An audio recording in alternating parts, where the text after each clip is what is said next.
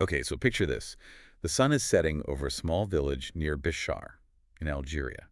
It's October 2016. And it's a shura. Exactly, Ashura. So it's supposed to be a day of, noise and joy. The whole scene is this beautiful golden hour light fading into dusk. The air is getting cool, and the streets are just alive with children. They're running door to door, pockets full of candy, laughing, shouting. It's that kind of beautiful, chaotic happiness. The kind you only get in a really tight-knit community. And right in the middle of it all is Driah Yassin. He's 10 years old, he's with his friends, and he is just having the time of his life. It's the absolute picture of safety. Everyone knows everyone. You've got neighbors sharing food. It's the last place on earth you'd expect something horrible to happen. But then the sun dips below the horizon. The light goes from gray to black. And the other kids, they start heading home. The doors close, the noise just dies down. But Yassin's door doesn't open. He doesn't come home. And in just a few minutes, that whole celebratory feeling in the village just shifts to this suffocating silence. His mother's waiting. And that wait turns to real panic when she realizes every other child is home. Everyone but hers. Everyone but hers. That silence is the most terrifying part of the entire file. It's the moment a holiday becomes a crime scene. Yeah. This is the deep dive. Today, we're not just recounting a kidnapping. We've pulled together court transcripts, police reports, local archives. We're examining the case of Driah Yassin. And our mission here is really to understand this terrifying collision between, innocence and a really dark ancient superstition. Yeah, we're looking at what happens when desperation meets this lethal belief in something called the Zouhri child. It's a heavy one to process. We're looking at a situation where a belief system just completely overrides basic humanity. The sources we have paint a picture of a transaction, not just a murder. It forces you to ask, how does that happen? How does a superstition turn your neighbor into a monster? Let's get into it. Okay, so let's get into the sources. The police reports, they detail the immediate aftermath. Yassin's mother. She doesn't wait. No 24-hour rule here. She knows her son. She hits the streets immediately. And to the community's credit, the response is instant. Within an hour, you've got neighbors, police, even police dogs combing the area.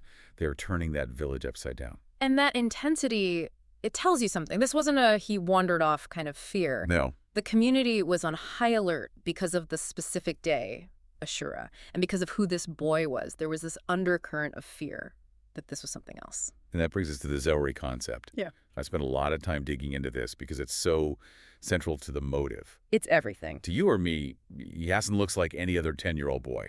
But to certain people, he was marked. He had a specific physical trait. A single, straight, unbroken line running right across the palm of his hand. What is that in medical terms? It's often called a simian crease. It's pretty rare, but totally harmless.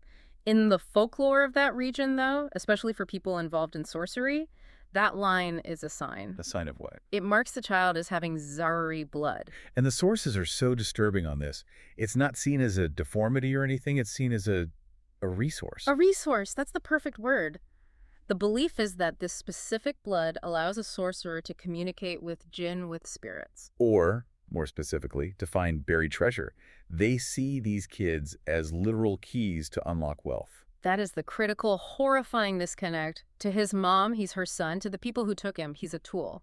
The superstition says that the jinn guarding treasure craves the blood of these children. So Yassin wasn't just missing. He was being hunted for his biology. Exactly. I read some reports that in places where this belief is strong, parents will literally make their kids keep their hands in their pockets or wear gloves in public. Wow. Yeah, just so they're not spotted by these so-called treasure hunters.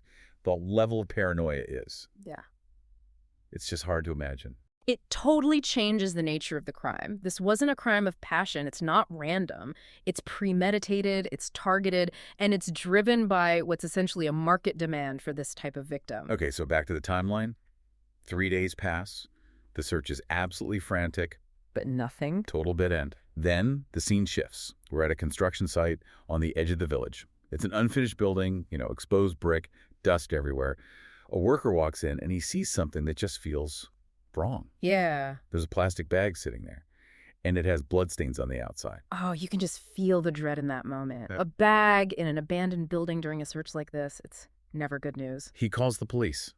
Forensics arrive. And this is where the documents get really, really difficult to read. The condition of the body inside that bag, It was catastrophic. The report says the body was bisected, Cut completely in half. cut in half, and the face was mutilated so badly that visual identification was impossible. They had to use DNA to confirm it was Yassin. The mutilation, it serves a couple of purposes. Part of it is practical, trying to get a body into a bag. Part of it is to erase his identity, obviously. But there was a specific part of the mutilation that told the medical examiner this was something else. His right hand and his right foot were missing. Going on, not in the bag? In the autopsy. It revealed a detail that it honestly made me sick. His skull was fractured, yes. Yeah. But the medical examiner determined that his hand, it was severed while Yassin was still alive. And that right there, that is the signature of the ritual. The cruelty isn't a byproduct. It's a requirement. The belief system says that the pain, the fear, the blood being drawn from a living victim, that's what activates the magic. That's what controls the jinn. So they were methodical. They didn't just kill him. They harvested him. It's just chilling.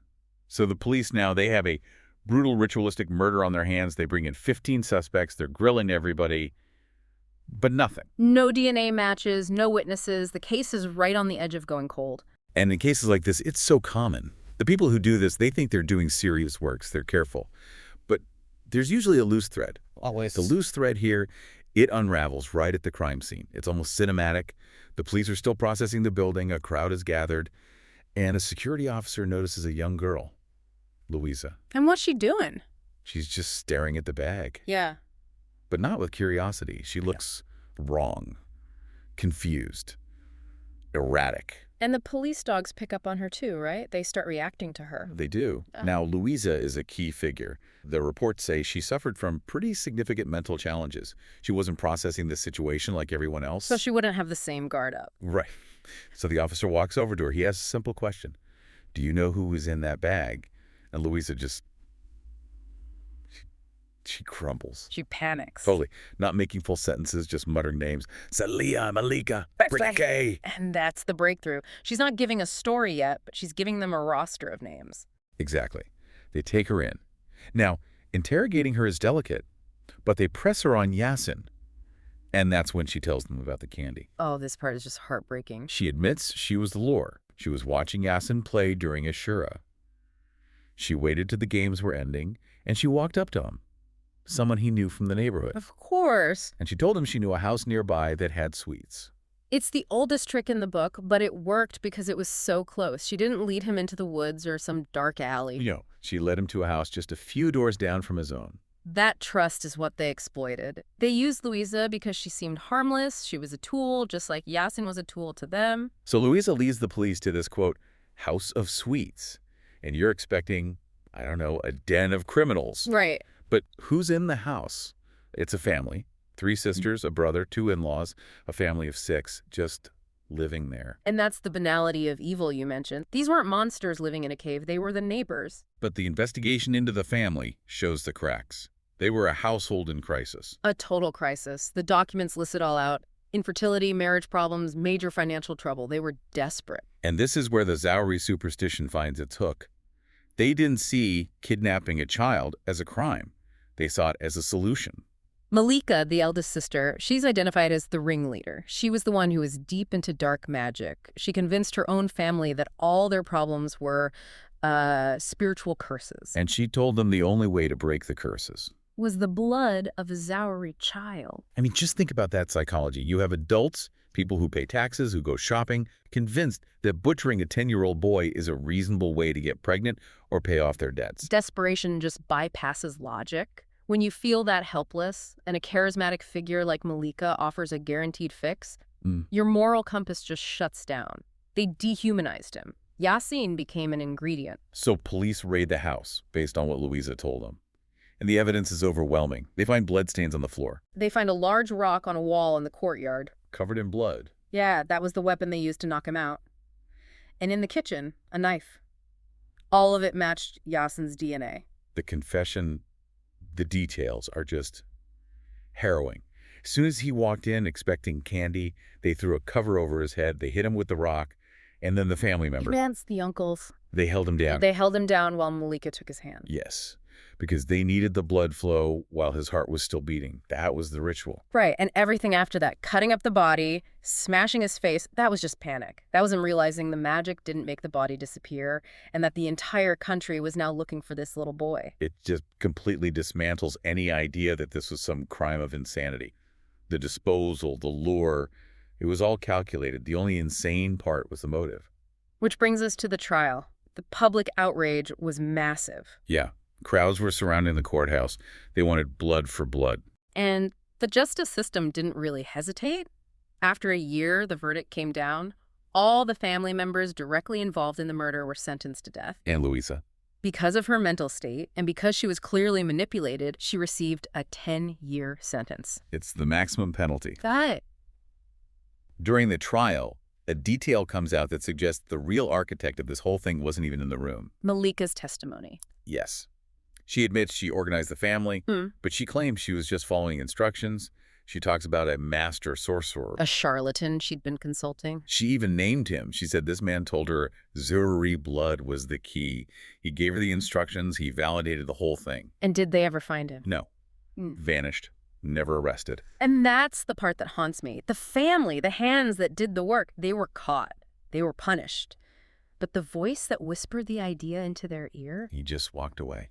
It leaves you with a really uneasy feeling. We have a verdict, but do we actually have resolution? Do we have safety? Not really, because that master sorcerer, he represents an entire industry. He's basically a consultant.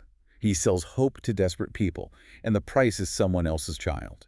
And as long as there are people desperate enough to buy that lie, there will be a market for Zouhri children. That's the thought that really sticks with me. We focus on the killers, the ones that get their hands dirty. But there's this whole other layer of consultants out there, men and women, who monetize this superstition. They identify the targets, they sell the rituals. All while keeping their own hands perfectly clean. How many of them are out there right now whispering into the ear of another desperate family? It forces you to look at the whole community differently. The superstition is the virus. And the sorcerers, they're the ones spreading it. Until you stop the idea from spreading, you can't ever truly protect the children. A terrifying thought. That's it for this deep dive into the case of Driah Yassin. It's a dark one, but understanding these mechanisms is the only way to confront them. Thank you for listening. Stay safe.